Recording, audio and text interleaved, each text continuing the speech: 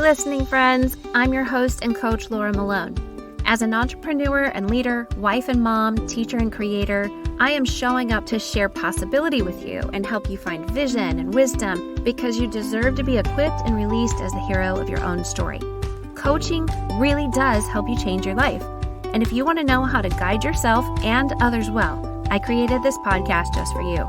It's a place where you can grab tools, teachings, and ideas for both personal and spiritual growth, as well as entrepreneurship and coaching if that's your thing. So as you listen in, I pray I can help you create a legacy of impact and really start writing the story of a life you love living. Now let's jump into today's episode. Okay, so we're starting out a new series called Becoming a Life Coach, and I want to give you an overview of life coaching. Even though I've discussed this in past episodes, I feel it's the most proper place to start in a Becoming a Life Coach series, right? So I'm going to give you an overview of what coaches do and who they are, and what they don't do, who they aren't, and that way you can see yourself in it and find the answer to the question, am I called to be a coach? Basically, at the core of it, coaches are people with a desire to guide other people on their journey. Not the coach's journey, but the client's journey. They may have a zoomed in experience with the same specific path as their client, or maybe they have training and some tools and experience on the path from a more zoomed out vantage point. Because coaching tools and training can help a coach guide anybody down any path they've never specifically traveled themselves. But experience will actually help them guide someone down a path that's more familiar to them as the coach. So for me, to help you as a life coach build your practice and start a business, that comes from my ability to guide you from my own experience. There's mentoring, like a mentor coach inside of that. Also, because I can see so many different possibilities of how you could take your unique calling as a coach down one path or another. That's some possibility coaching. I love to help you develop a strategy to get from point A to point B. So that's strategy coaching. And then if you get to a place where you're stuck and you're just needing to deal with some of your own personal journey and personal life, spiritually, mindset, whatever that is, I can step into pastoral coaching, where there's a lot of listening and guiding you through your inner process. And maybe it's not as focused on your coaching practice or your business. It's really more focused on who you are, what God is saying to you, and what you need to deal with personally in order to move into the other types of results you want to gain. There's all different ways of coaching somebody. There's different focuses for different personalities of coaches. And the way they do it is so vast and different and unique, and no way is the wrong way. Because no matter what type of coach you are, no matter how you bring yourself to the table across from a client, there are people who want exactly who you are and how you offer coaching. There are people for you, no matter what your personality is, no matter what your experience is. But on the other hand, I can also coach somebody down a path that I've never walked down because I have training and tools, I have experience, and I have what I need to help someone go through something I've never gone through before, because I know how to ask great questions. I know how to help them discern and become aware and grow personally. And I don't have to have done exactly what they are doing. I don't have to have attained a goal they want to attain. I simply need to know, how do I help this person go from point A to point B with clarity about what point A and point B are? How do I help them on their journey? Okay, so that's sometimes it's zoomed out experience. I'm going to help you just because I can see the path. I can help you figure out point A and point B and get from one to another. Or zoomed in where I can say, I actually know the details of this because I've walked this path and I can help you with it. Okay? So coaches also, they believe in a client's ability to change and grow. This is at the core of life coaching. If you don't believe in a person's ability to change and grow and transform, you don't want to be a coach. So a coach believes in the transformative spirit within people. It's inherent. They don't actually do the work for the client. They help the client reveal personalized strategies for doing their own work.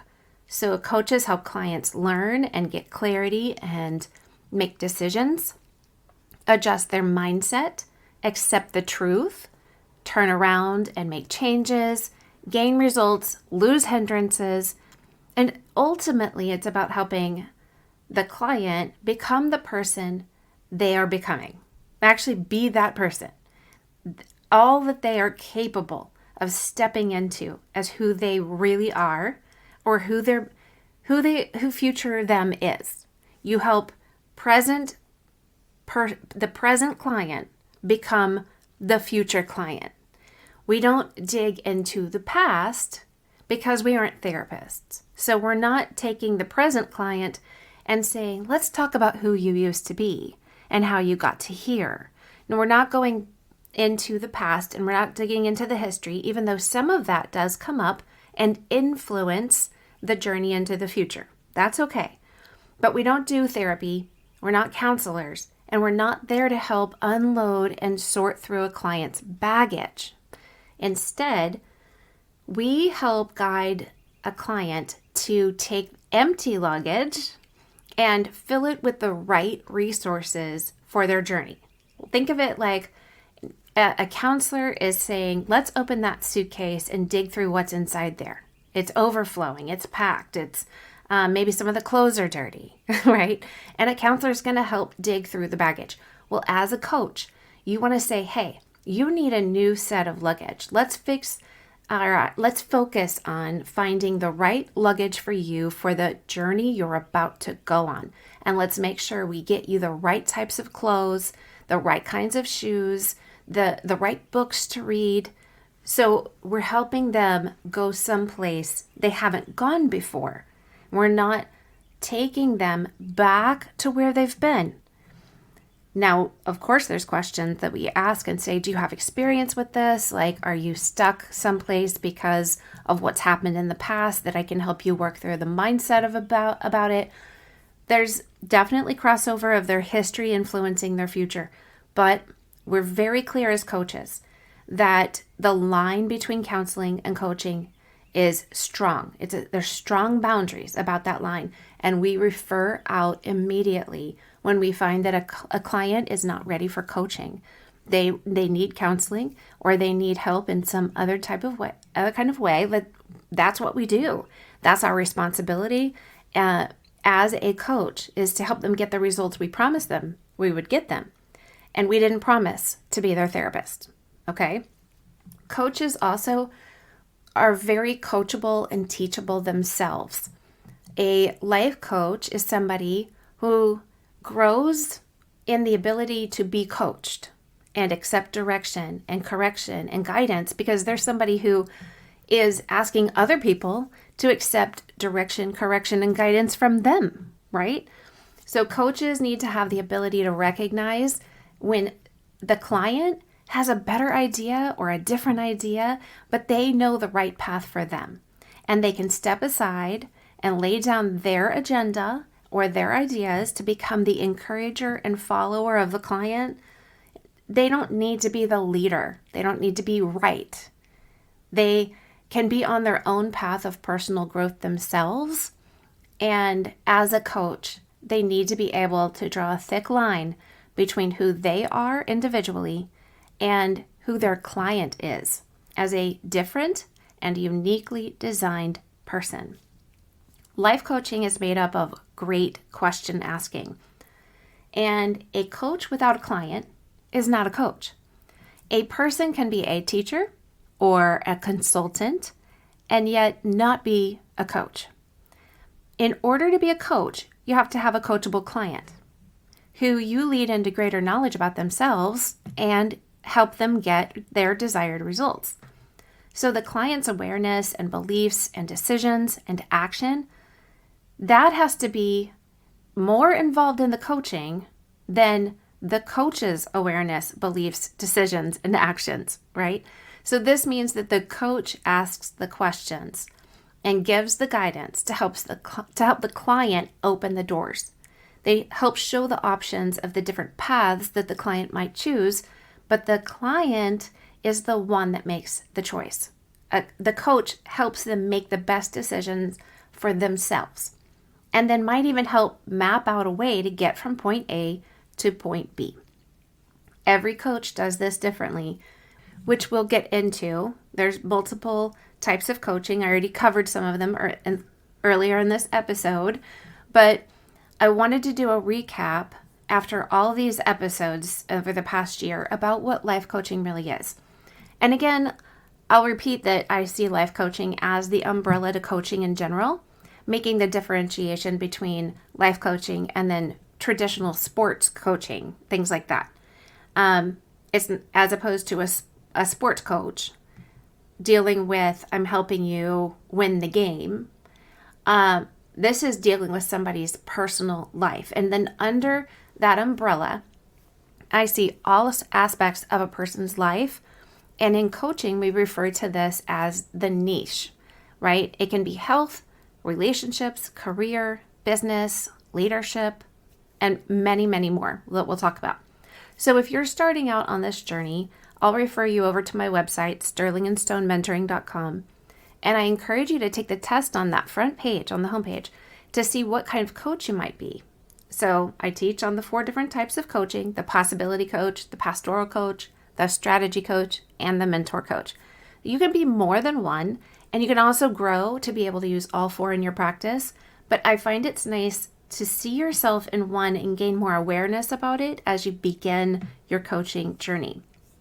So if that's where you are at and you're not really clear about what type of coach you are, how you show up inside of it, kind of some of your values around it, take that quiz. It's really short and easy.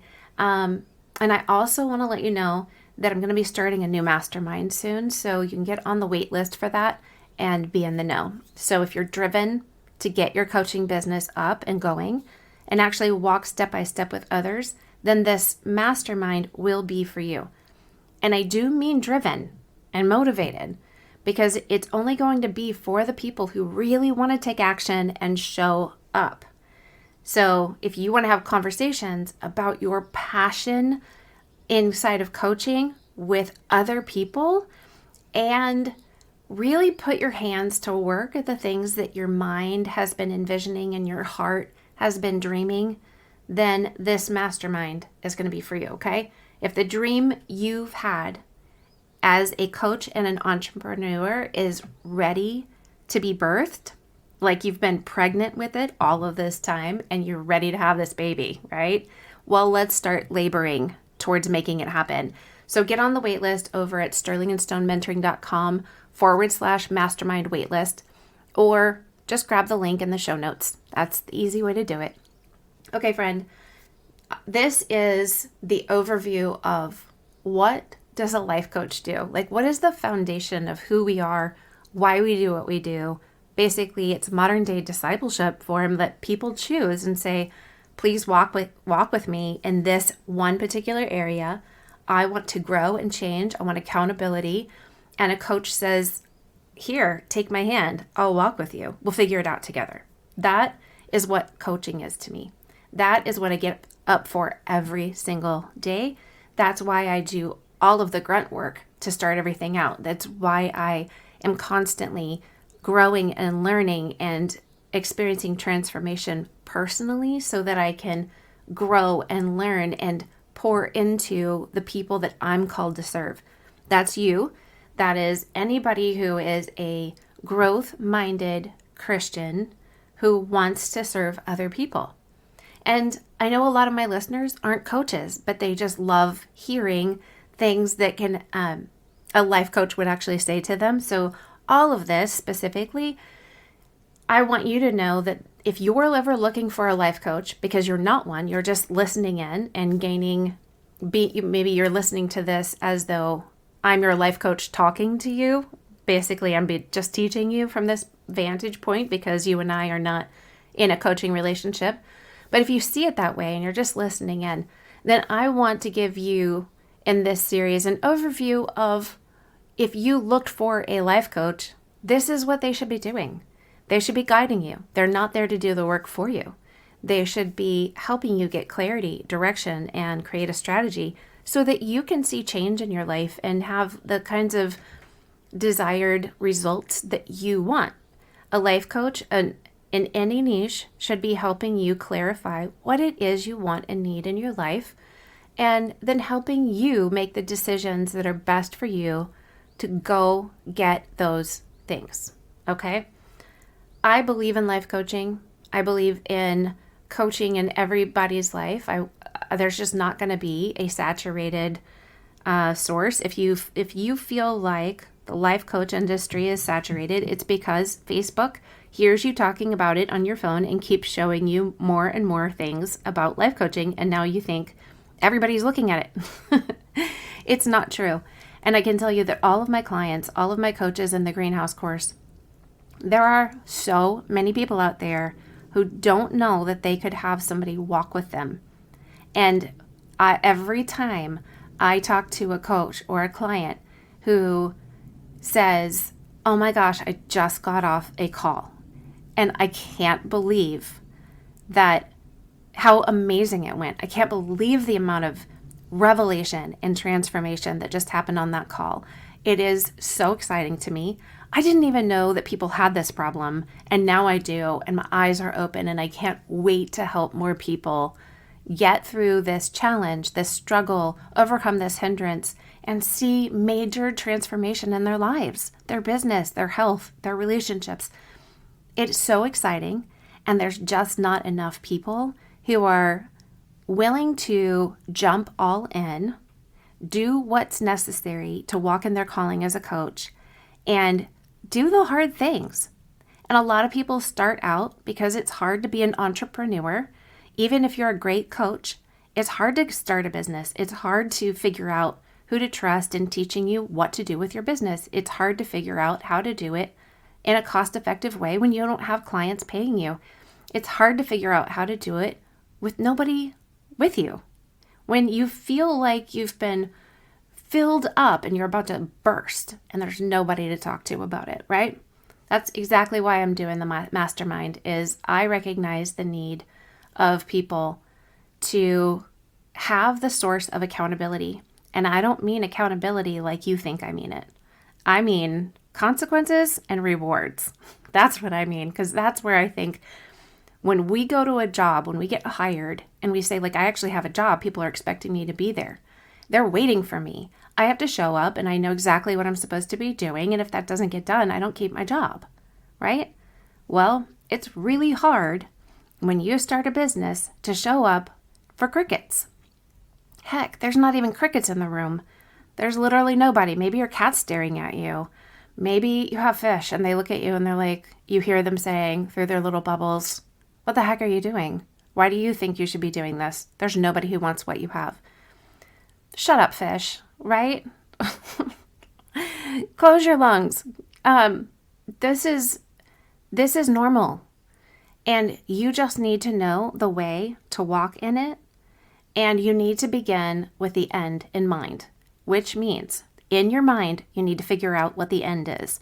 You need to have some vision. And if your vision is to actually become a great coach and start a coaching business, you want to be a coach and an entrepreneur, some people call that a coachpreneur, then the mastermind will be for you. All right, so get signed up for that at sterlingandstonementoring.com/mastermind waitlist. Or again, go to the show notes and grab the link and get on there now, because if you're on the wait list, there might be some super special, something in there for you because you got on the wait list. All right.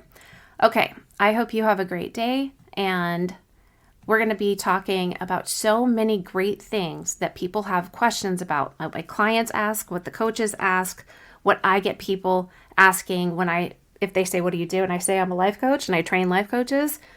They have all kinds of questions, and so I'm going to go answer them, because if you want to become a life coach, you have these questions. Some of them are floating through. Some of them you don't even have language yet for. You don't even know how to ask the question. You don't even know what you don't know. And I want to, in this series, explore all of that with you.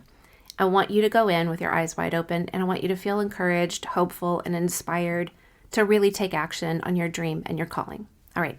All things are possible, friend. Have a great day.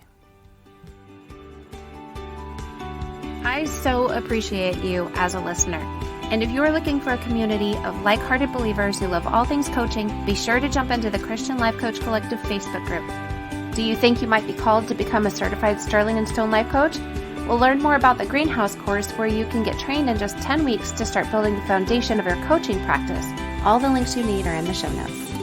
Happy story making.